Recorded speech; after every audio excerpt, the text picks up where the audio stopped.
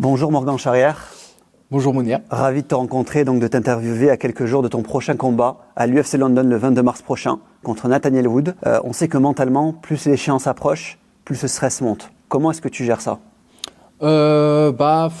Oui et non, en fait, ça va être vraiment la pression, l'adrénaline du moment qu'on va commencer à ressentir, mais vu que je suis en prépa là depuis 10 semaines, puis c'est pas mon premier combat, que ce soit à l'UFC ou en général, j'ai déjà toutes mes routines qui sont installées, je fais de la préparation mentale aussi pour me préparer à l'événement, et puis je m'entraîne super bien, donc on va dire que je suis plus pressé d'être la semaine prochaine que de la pression ou du stress, ou en tout cas si j'en ai, c'est de la bonne pression, du bon stress. Le fait qu'il soit à domicile quand même, est-ce que tu y penses, tu te dis, voilà, il y aura quelques fans français certes, mais le public sera vraiment derrière lui. Quand la cage elle est fermée, on est que nous deux, c'est pas le public qui combat, donc il aura sûrement plus de soutien. Dans des moments difficiles, le public va peut-être le pousser, ou inversement, s'il a le dessus, le public sera derrière lui, mais psychologiquement, je suis prêt à ça et j'entends pas vraiment le public quand je suis en train de combattre. Donc non, ça me change pas grand-chose qu'on soit chez lui, chez moi, n'importe où.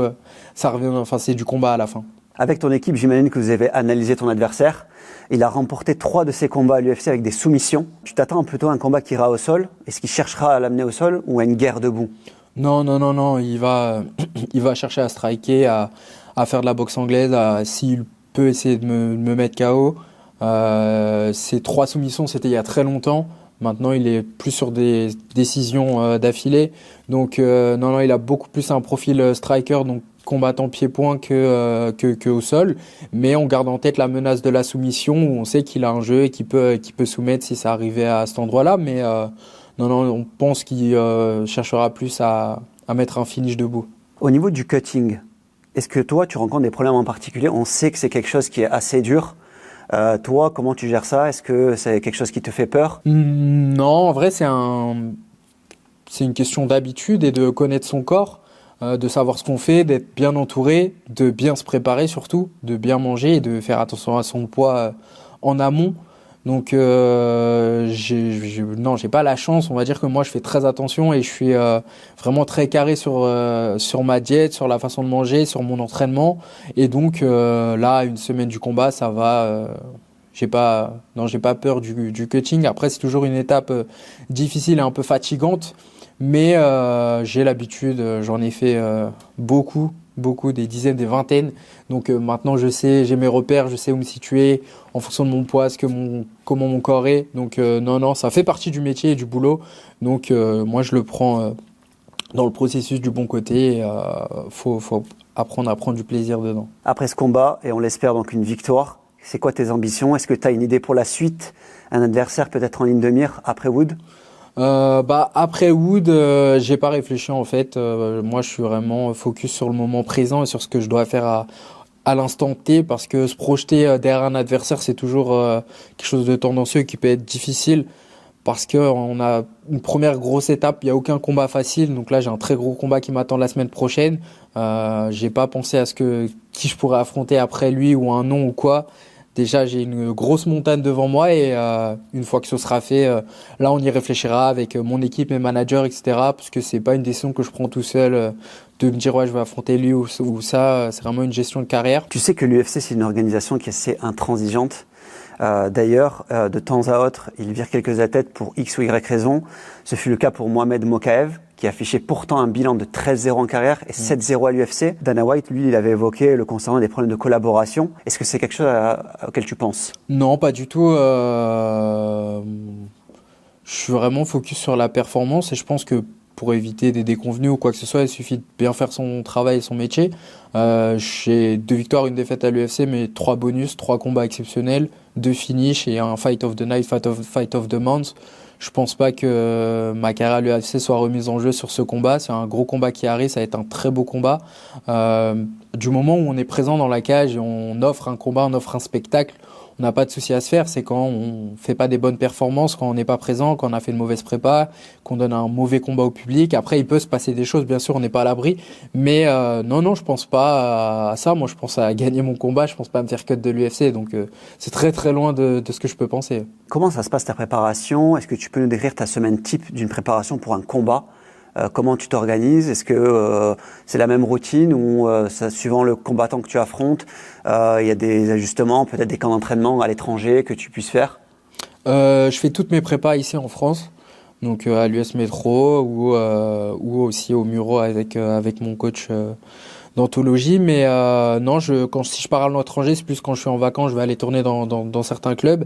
Mais non, je pars pas me préparer ailleurs que ici en France. Je pense qu'on a tout ce qu'il faut ici en France pour performer au niveau mondial dans l'élite. On a des représentants dans tous les sports de combat qui excellent. Donc on a la méthodologie, on a les niveaux sur les tapis, on a tout ce qu'il faut.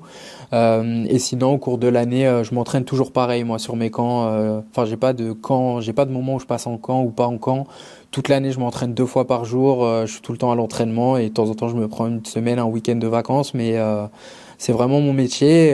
Ça fait 10 ans que je maintiens cette rigueur et je compte continuer longtemps. Et c'est pour ça que j'en suis là et que j'espère que ça va continuer. Comment tu juges ta progression? Est-ce que tu t'es dur envers toi-même ou est-ce que tu te dis, bon, comme tu l'as dit tout à l'heure, tu as 3 bonus, des finishes, comment tu gères ça avec toi-même? Non, moi je suis très dur envers moi-même. Je suis très critique envers mes performances et envers ce que je fais. Je cherche toujours la perfection et la perfection c'est inatteignable. Donc même sur un combat où j'ai mis un beau finish, où j'ai pris un bonus, etc. Moi j'ai des choses à redire dessus. Avec mes coins on regarde et que ce soit dans la victoire ou la défaite, on cherche toujours sur quoi on peut progresser. Je m'endors pas sur mes lauriers. C'est pour ça je pense que que j'arrive à toujours surprendre ou à faire quelque chose d'un peu différent ou du show ou je sais pas comment l'appeler, du spectaculaire. C'est parce que chaque combat c'est un nouveau combat, c'est quelque chose de nouveau, c'est une nouvelle prépa, c'est un nouveau moi, c'est une nouvelle personne à affronter. Donc je suis tout le temps hyper focus et c'est quand on perd le focus qu'on a des déconvenus. On te surnomme The Last Pirate. Pourquoi avoir choisi ce nom? Ça me représente vraiment bien, déjà par mon prénom Morgan.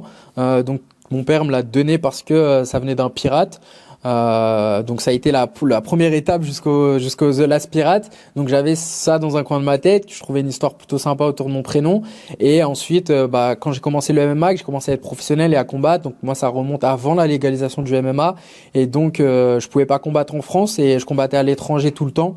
Je regardais beaucoup à cette époque de mangas sur la piraterie, donc One Piece ou d'autres choses, de films et tout sur les pirates, et donc j'étais un peu dans cet univers et ça représentait vraiment ce que je vivais en fait, un peu être à la poursuite de mes rêves.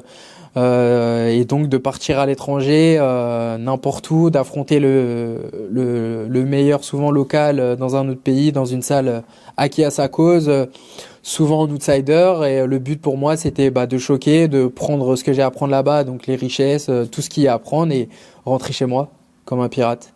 Si tu as un conseil à donner à un combattant qui te suit, qui vient tout juste de commencer, quel conseil tu donnerais, vraiment le principal conseil qui ferait que sa carrière pourrait décoller? C'est un sport qui demande beaucoup de patience et qui est très très dur. Et il y a beaucoup de déconvenus, il y a beaucoup de problèmes.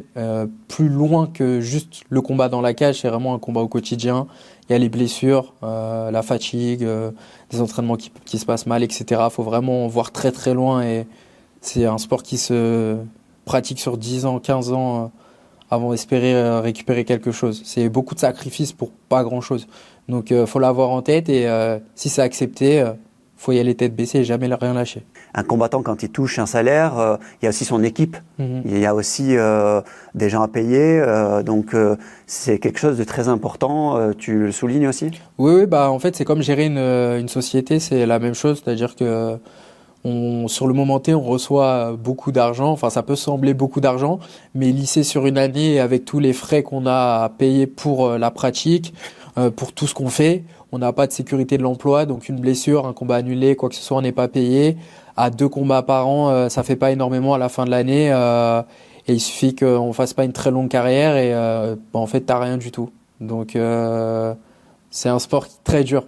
Et c'est pour ça qu'il faut être fort et être capable de continuer, de gagner pour espérer être dans l'élite du sport et vraiment atteindre un niveau qui permet de rentrer vraiment beaucoup d'argent pour que ça en évalue la peine. Mais il y a beaucoup de malheureux et de déconvenus dans ce sport et en France, on est très peu à en vivre.